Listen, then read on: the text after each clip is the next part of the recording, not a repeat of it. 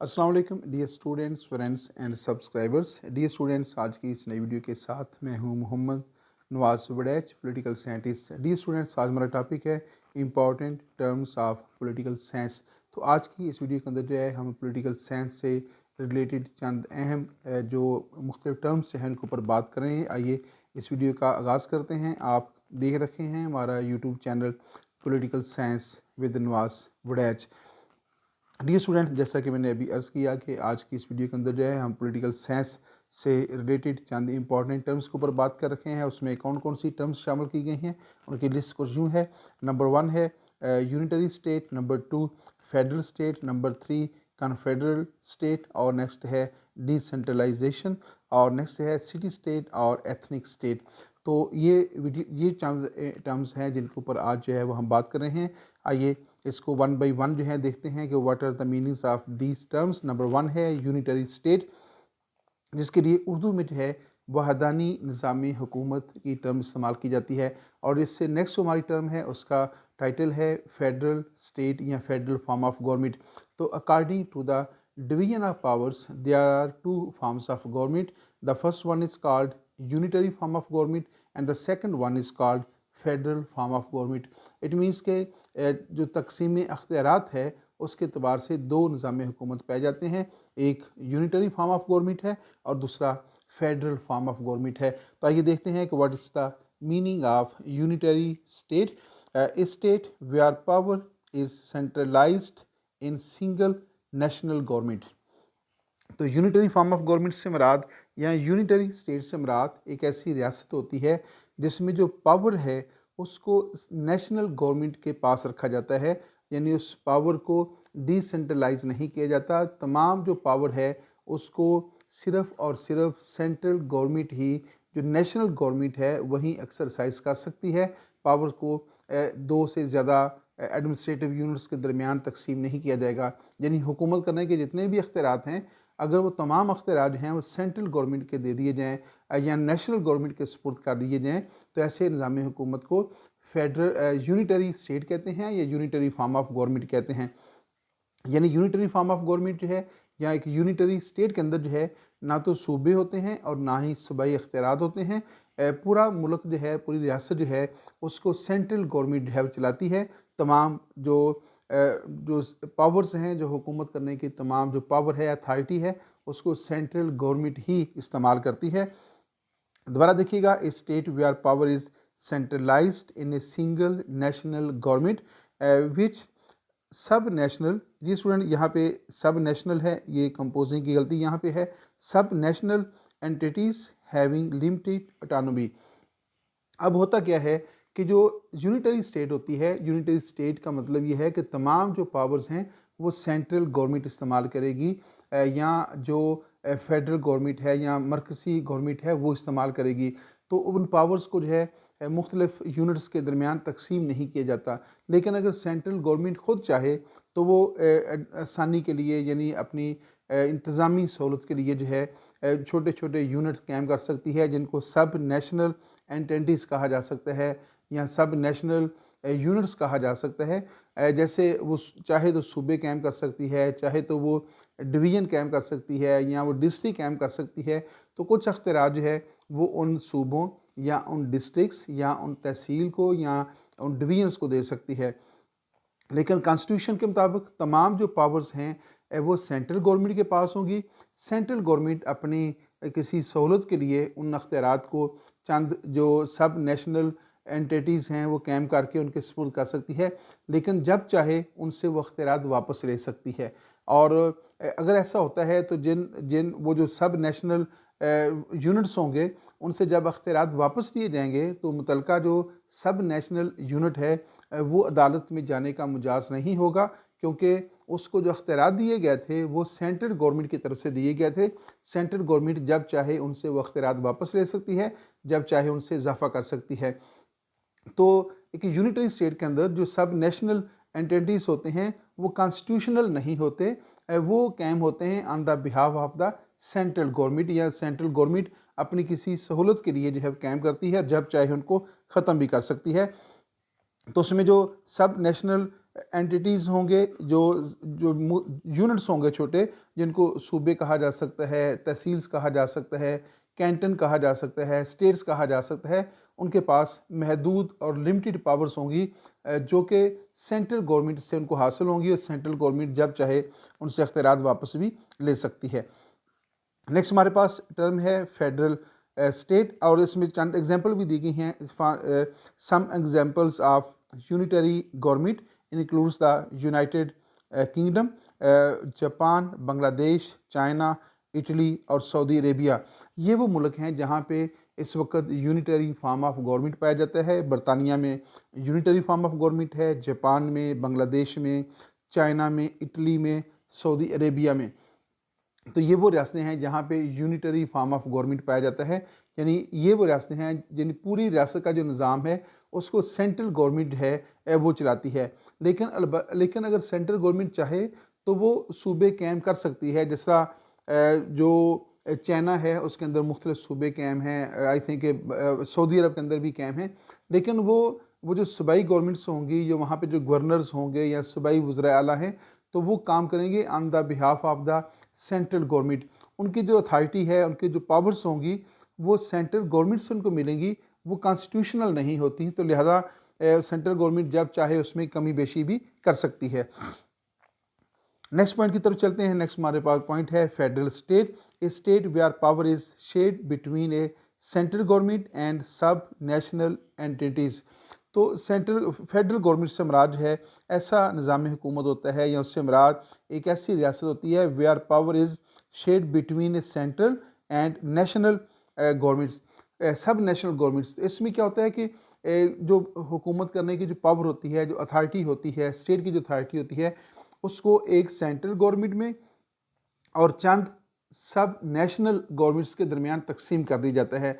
सब national entities से मुराद क्या है? जो सूबे होते हैं, जो स्टेट्स होती हैं, जो कैंटन्स होते हैं, उनको सब एंटिटीज़ भी कहा जा सकता है या कहा जाता है, या उनको फेडरेटिंग यूनिट्स भी कहा जाता है। यानी फेडरेशन जिन इकाइयों पर मुश्तमिल होती है, उन इकाइयों को फेडरेटिंग यूनिट्स कहते हैं, यानी वफाकी इकाइयाँ कहते हैं, या उनको सब नेशनल एंटिटीज़ भी कहते हैं। तो फेडरल फॉर्म ऑफ गवर्नमेंट के अंदर अब ये जो अख्तियारात की ये जो तकसीम होती है, डेट इज़ कॉन्स्टिट्यूशनल, कॉन्स्टिट्यूशन के मुताबिक होती है। और जो फेडरेटिंग यूनिट्स होते हैं वो कॉन्स्टिट्यूशनल होते हैं, और उनको जो पावर्स हासिल होती हैं वो भी कॉन्स्टिट्यूशन की तरफ से हासिल होती हैं। लिहाजा सेंट्रल गवर्नमेंट जो है उसमें मुदाखलत नहीं कर सकती। अगर सेंट्रल गवर्नमेंट जो है उनमें मुदाखलत करेगी तो मुतासरा जो सूबा होगा वो अदालत में जाने का हक़ रखता है। लेकिन जहाँ पे यूनिटरी स्टेट होगी, वहाँ अगर फ़र्ज़ करें कि यूनिटरी स्टेट के अंदर जो सेंट्रल गवर्नमेंट है उसने कुछ सूबे कायम कर दिए हैं, तो वो सूबे कायम किए हैं सेंट्रल गवर्नमेंट ने, जबकि फेडरल स्टेट के अंदर जो सूबे कायम होंगे वो आइन के ज़रिए कायम होंगे। तो ये फ़र्क आपने जो है लाजमी तौर पे जानना है। दोबारा इसको देखिएगा, a state where power is shared between central government and sub national entities. In sub national entities को आप फेडरेटिंग यूनिट्स भी कह सकते हैं। सिग्निफिकेंट सेल्फ गवर्नेंस, तो जो सब नेशनल एंटिटीज़ होंगे या जो फेडरेटिंग यूनिट्स होते हैं, जिनको बाज़ मुल्क के अंदर प्रोविंस कहा जाता है, बाज़ में स्टेट कहा जाता है, किसी मुल्क के अंदर उनको कैंटन कहा जाता है या एमिरेट्स कहा जाता है, तो वो क्या है? Significant self governance.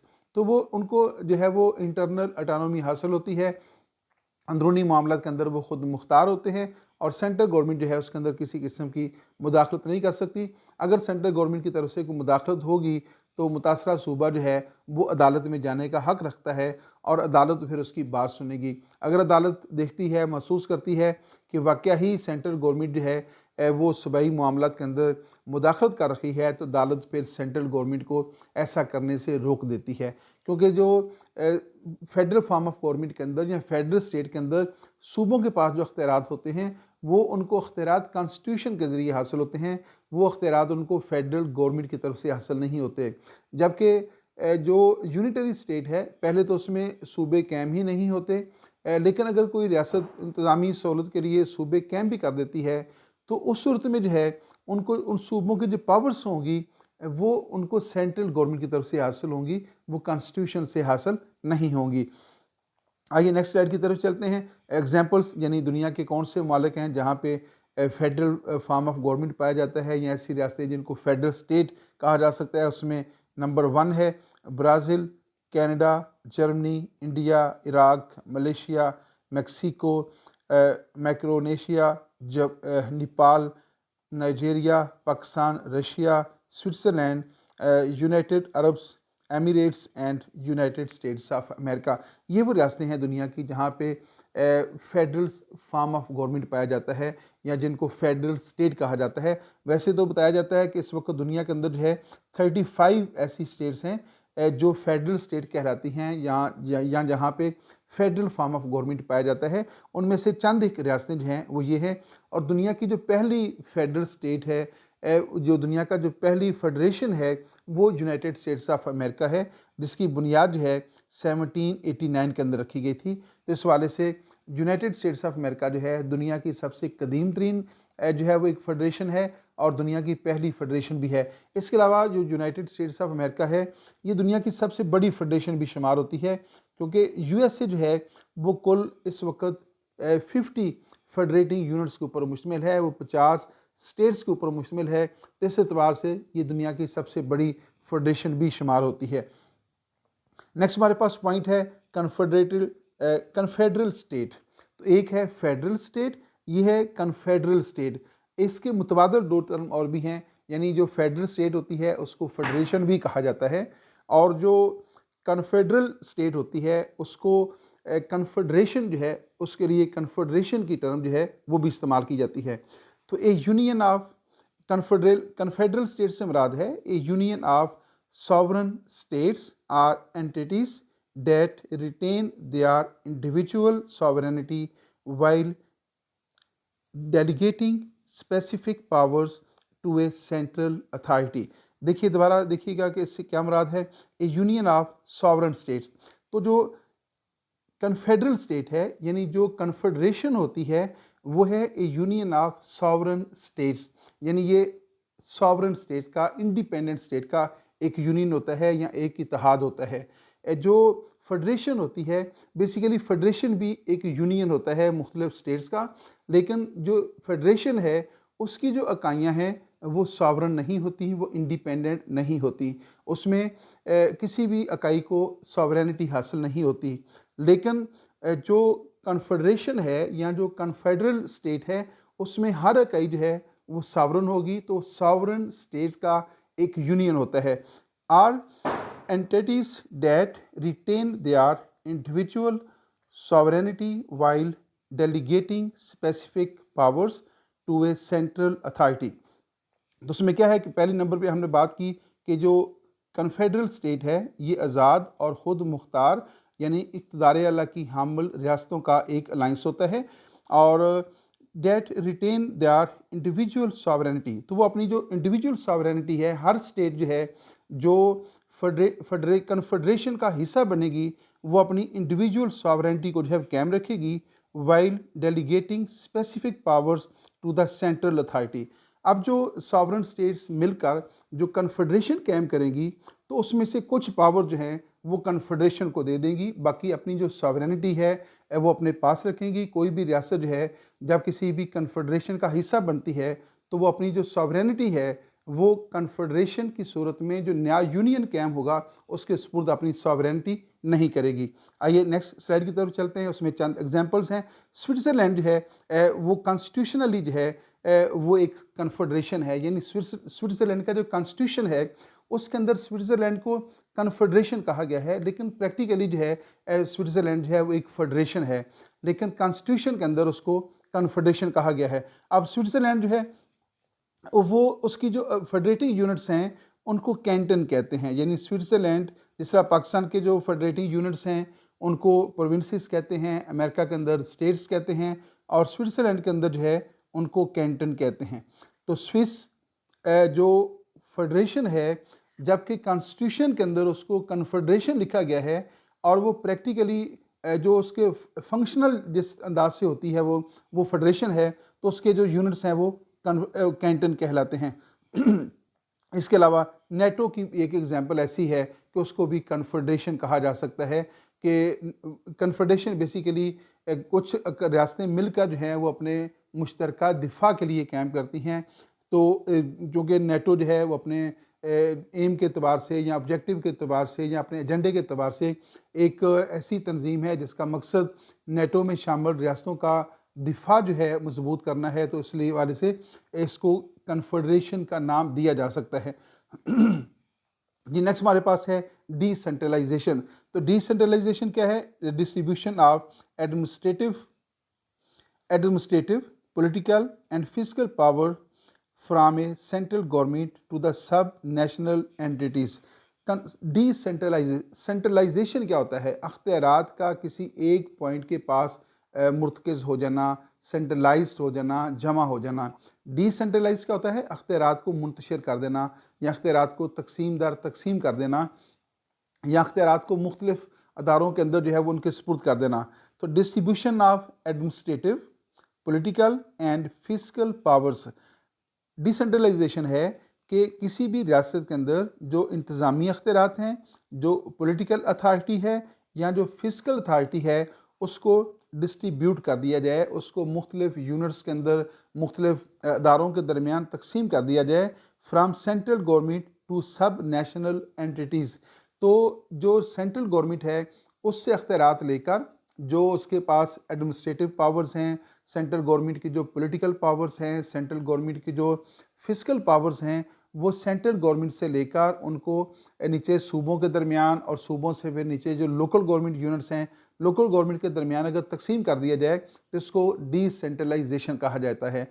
डिसेंट्रलाइजेशन जो है ये एक डेमोक्रेटिक सोसाइटी का जो है वो हिस्सा है, जबकि जो सेंट्रलाइजेशन है वो एक डिक्टेटरशिप का या एक कम्युनिस्ट रियासत का या इसको फाशिज्म का हिस्सा करार दिया जा सकता है या उसका फीचर कहा जा सकता है।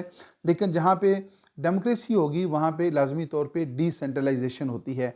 तो डिसेंट्रलाइजेशन में क्या होगा? अख्तियारात को तकसीम दर तकसीम कर दी जाता है। अख्तियारात को सेंट्रल गवर्नमेंट से लेकर नीचे सूबों के दरमियान और सूबों से लेकर नीचे जो लोकल गवर्नमेंट के मुख्तलिफ यूनिट्स होते हैं, जैसा यूनियन कौंसल है, तहसील कौंसल है, डिस्ट्रिक्ट कौंसल है, उनके दरमियान तकसीम कर दिया जाएगा और सूबाई असम्बलियों के दरमियान तकसीम कर दिया जाएगा। तो इसको क्या कहेंगे? इसको डिसेंट्रलाइजेशन ऑफ पावर कहते हैं। डिसेंट्रलाइजेशन ऑफ पावर एक डेमोक्रेटिक सोसाइटी का फीचर है। जो अनडेमोक्रेटिक सोसाइटीज़ होती हैं जहाँ पे डिक्टेटरशिप पाई जाती है, वहाँ पे डिसेंट्रलाइजेशन नहीं होती बल्कि वहाँ पे सेंट्रलाइजेशन होती है। यानी वहाँ पे अख्तियारात किसी एक फ़र्द के पास सेंट्रलाइज्ड हो जाते हैं और जमहूरियत के अंदर जो अख्तियारात जो हैं वो तकसीम दर तकसीम हो जाते हैं। आइए नेक्स्ट पॉइंट की तरफ चलते हैं। सिटी स्टेट बहुत सिंपल सी बहुत कॉमन सी टर्म है। An independent and sovereign state that consist of a single city with A small population and territory. तो सिटी स्टेट से क्या मुराद है? सिटी स्टेट से मुराद है an independent and sovereign state. तो सिटी स्टेट जो होती हैं वो भी इंडिपेंडेंट होती हैं, वो ऐसे ही सॉवरन स्टेट्स होती हैं जैसा कि मौजूदा दौर की नेशनल स्टेट जो है वो सॉवरन है या इंडिपेंडेंट है। तो आज की जो नेशनल स्टेट्स हैं और जो सिटी स्टेट्स हैं उनमें बुनियादी फ़र्क ये होता है कि जो सिटी स्टेट्स होती हैं वो किसी एक रियासत किसी एक शहर पर मुश्तमिल होती हैं या वो एरिया वाइज और पॉपुलेशन वाइज बहुत छोटी होती हैं। तो क्या है? City state that consist of a single city. तो सिटी स्टेट बेसिकली किसी एक शहर और उससे जो मुल्हिका इलाके होते हैं उनके ऊपर मुश्तमिल होती है। तो कदीम यूनान जो है वहाँ पे कमोबेश 158 सिटी स्टेट्स थी, जिसमें एथेंस और स्पार्टा की जो सिटी स्टेट्स थी वो बहुत मशहूर थी। मौजूदा दौर के अंदर जो है जो वेटिकन सिटी स्टेट है वो जो है दुनिया की वाहिद एक सिटी स्टेट कही जा सकती है, जो कि आबादी के अतबार से और रकबे के अतबार से बहुत छोटी है। और वेटिकन बेसिकली एक शहर है जिसको रियासत का दर्जा दे दिया गया है, इसलिए वेटिकन सिटी स्टेट जो है that is called Vatican city state. Next हमारे पास है एग्जाम्पल। इसकी एग्जाम्पल है जैसे कि मैंने बता दिया कि वेटिकन सिटी स्टेट और city states of ancient Greece. तो इसकी दो मिसालें हैं। वेटिकन सिटी स्टेट तो मौजूदा दौर में पाई जाती है और वेटिकन सिटी स्टेट के अलावा जो है city states of ancient Greece. तो कदीम यूनान के अंदर जो है जैसे मैंने कहा कि 158 सिटी स्टेट थी, तो इसकी एग्जांपल जो है वो उस दौर से मिलती है। नेक्स्ट हमारे पास है एथनिक स्टेट। एथनिक स्टेट क्या होती है? A state whose boundaries and political identity align with a single nation or an ethnic group. तो ऐसी रियासत जिसकी बाउंड्रीज और जिसकी जो पॉलिटिकल आइडेंटिटी है align with a single nation or an ethnic group. ऐसी रियासत जिसमें एक ही नस्ल के लोग जो हैं वो आबाद हों और एक ही कौमियत रखने वाले लोग हों, तो ऐसी रियासत को एथनिक स्टेट कहा जाता है। यानी जिसमें एक ही मज़हब को मानने वाले लोग रहते हों या एक ही कल्चर के रहने वाले लोग हों, एक ही लैंग्वेज के रहने वाले लोग हों, तो एक ही ग्रुप के लोग हों, एक ही माइंड सेट के लोग हों, तो ऐसी रियासत जो है वो एथनिक स्टेट कहलाती है। तो इसराइल जो है, इसराइल की पॉपुलेशन इस वक्त 74% जो है वो ज्यूश है, वहाँ पे ज्यूस पाए जाते हैं और इसके अलावा जो है वहाँ पे बाकी मुसलमान हैं या उसमें कुछ क्रिश्चियन भी हैं। तो इसराइल को इस हवाले से जो है एक एथनिक स्टेट कहा जा सकता है कि क्योंकि इसराइल जो है वो एक ख़ास मजहबी फ़िरके से या ख़ास मज़हब के पैरोकारों से ताल्लुक़ रखने वाली रियासत है।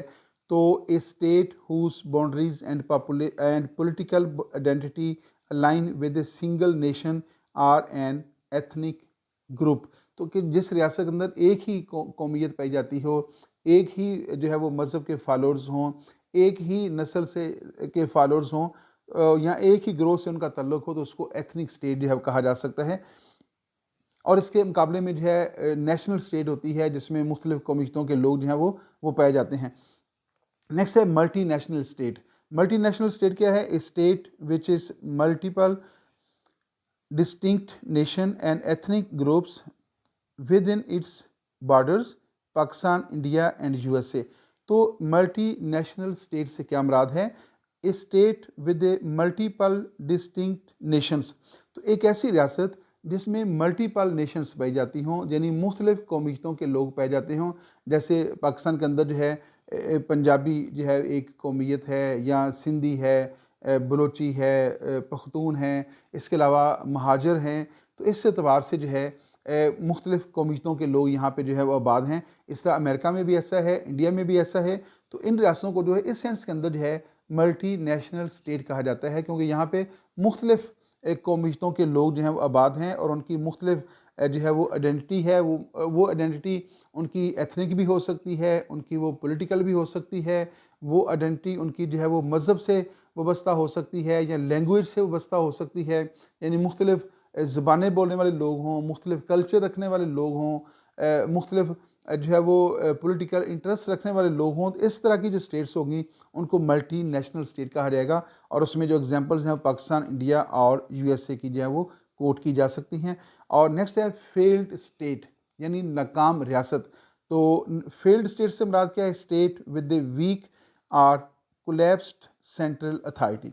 ऐसी रियासत जिसकी जो सेंट्रल अथॉरिटी है, यानी जो सेंट्रल गवर्नमेंट है, वो बहुत वीक हो या वो कोलैप्स्ड हो चुकी हो, नाकाम हो चुकी हो और उसकी रेट जो है कायम ना हो, उसके अदारे जो हैं वो अपने फ़रज़ सर अंजाम देने में नाकाम हो जाएँ और रियासत के अंदर लॉ एंड आर्डर को मेंटेन करने में नाकाम हो जाएँ, टैक्स की कलेक्शन करने में नाकाम हो जाएँ और रियासत जो कानून बनाती है उन कवानीन को नाफज करने में नाकाम हो जाएँ और रियासत अपनी जो ड्यूटीज़ हैं, जो उसके फंक्शंस हैं, उनको परफॉर्म करने में नाकाम हो रखी हो, तो ऐसी रियासत को जो है एक फेल्ड स्टेट कहा जाता है। तो फेल्ड स्टेट से मुराद है a state with a weak and collapsed central authority often resulting in social, economic and political instability. तो फेल्ड स्टेट से मुराद एक ऐसी रियासत होती है जहाँ पे पॉलिटिकल इंस्टेबिलिटी पाई जाती हो, जहाँ पे इकोनॉमिक इंस्टेबिलिटी पाई जाती हो या जहाँ पर सोशल इंस्टेबिलिटी पाई जाती हो। यानी ऐसी रियासत जहाँ पे सोशल, पॉलिटिकल और इकोनॉमिक अदम इस्तेहकाम पाया जाता हो और सेंट्रल गवर्नमेंट जो है वो बहुत वीक हो जाए, उसकी रेट कायम ना हो, अदारे उसकी मर्ज़ी के मुताबिक ना चलते हों, तो ऐसी रियासत को एक फेल्ड स्टेट कहा जाता है। तो अमूमन जो फेल्ड स्टेट्स होती हैं वहाँ पे सिविल वार शुरू हो जाती है और बाज़ का वो सिविल वार जो है उससे उसके नतीजे में कोई एक रियासत जो है उससे अलग भी हो जाती है। तो यहाँ पे इस वीडियो का इख्तिताम होता है। एक क्वेश्चन हमारे पास रह गया है, आइंदा हमने ये कोशिश की है कि हर वीडियो के इख्तिताम के ऊपर जो है एक बुक का जो है हम लाजिमी तौर पर जिक्र करेंगे जो कि पॉलिटिकल साइंस से रिलेटेड होगी। एक ऑब्जेक्टिव आपके पास है, who is the writer of the book political science is for everyone, an introduction to political science.